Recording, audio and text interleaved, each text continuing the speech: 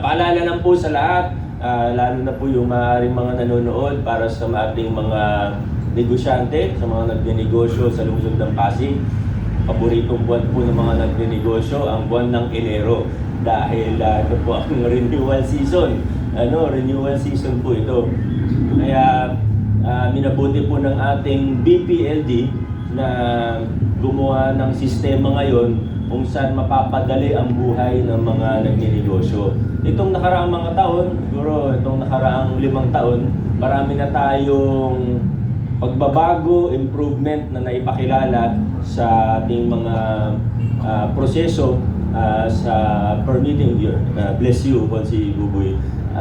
Marami na tayong naipakilalang pagbabago, improvements. Gaya na lang ng simpleng form na dati, katakot-takot na form yung kailangan i-fill up.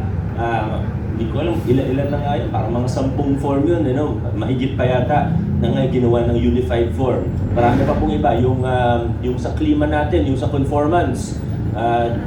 Dati manual, ngayon digital na. Bago ka pa man pumunta sa City Hall, bago pa pwede nang gawin online. Marami sa mga proseso natin, pwede nang online, hanggang sa payments, pwede nang online, marami pa man tayong kailangan ayusin, at least nandun na tayo.